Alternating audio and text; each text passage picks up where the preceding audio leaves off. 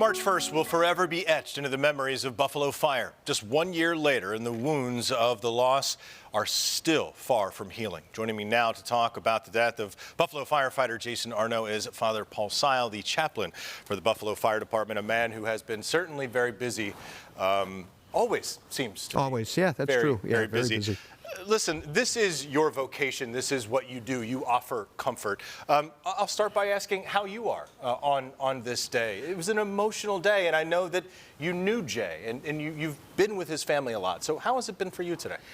For me, it's been emotional, moving. There were certain points during the ceremony this morning where I was particularly moved. I think especially seeing, excuse me, his little daughter, you know. Yeah. And in the last year, from 3 to 4 is a big change. And she's such a sweet little girl and that. So you think about that and the tragedies in life and how we are called to accompany people as clergy on these most difficult things. You know, I have my days too that aren't so good, you know, and I think that's an important thing.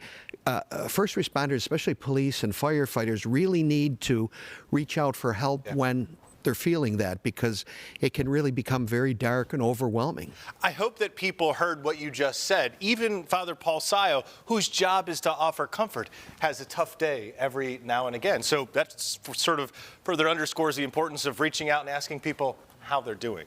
Speaking of that, I know the media has been wanting to talk with the family, and we're okay that we're not, because they are still grieving. And there are so many people speaking on behalf of the family, the FAM Foundation, things like that. You have spoken with the family. We saw the pain on their faces today. How are they doing with all of this? And how are they dealing with the outpouring of support? It's very difficult for me to say how they're actually doing. However, I was hopeful because we were all trying to be hopeful today, to walk on together, to try to be shoulder to shoulder, as we said, you know, as we were a year ago. I think the thing about Jay's death is that it was so public. It was during the workday. There were people coming from up the streets, the Catholic Center and different buildings and stuff. There were people all over who were seeing what was going on, so it affected so many people. Yet we know that every day there's tragedy. We look at the story about Jenny, you know, how sad that is. So the best thing we can do is just to be present to one another. The family will continue all of their lives to really be in sorrow. There'll always be something missing. Hopefully, as we go through the years, just like with any tragedy, hopefully through the years we get to be at least, I guess, more accepting or more healed, I guess. Yeah, I think that's a good point. Time, they say, does a number on healing.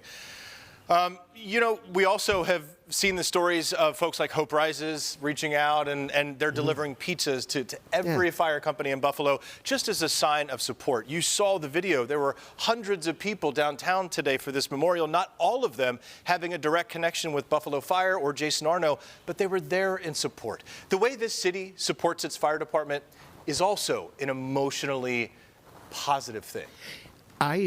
Last year at the funeral and today, when you look on the faces of some of the just regular folks who've decided to show up, it's very emotional, it's very moving.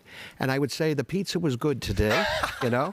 It was good. It was good pizza. I got a splotch on my shirt, but you can't see it, so that's good.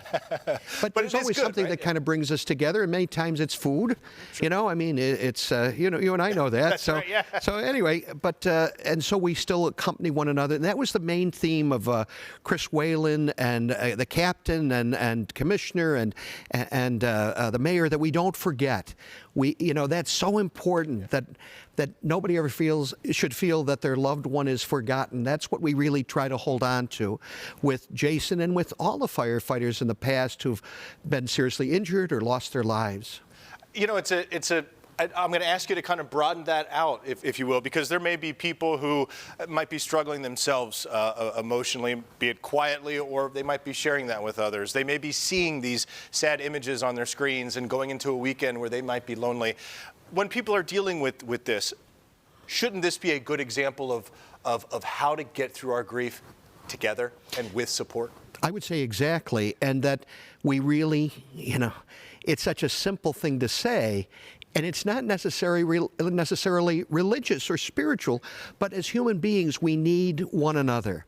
We need to know that we're cared about. We need sometimes to reach out to people. And sometimes it can be very difficult, but we need to listen to people, or just as you started by asking me how I am. I appreciate that. Yeah. And other people do too. And there's a lot of good works that can be done in the City of Good Neighbors in Western New York and in our lives just by speaking and communicating. And our Pope Francis in the Catholic Church says by accompanying, by walking with one another, especially on difficult roads. Yeah. Well, we appreciate you walking the city and the fire department through this very difficult road that they've been on over the past year, and we certainly appreciate you joining us here to walk us through that as well. I appreciate it very much. Thank you for having me on, and I will see a number of my friends tomorrow morning at the Shamrock Run. Ah, yes. I'm looking forward to that. Absolutely. Excellent. I won't be running, but I'll be there. Thank you so much. Thank you, Todd. Thank you, Dave. I appreciate it. Thank you.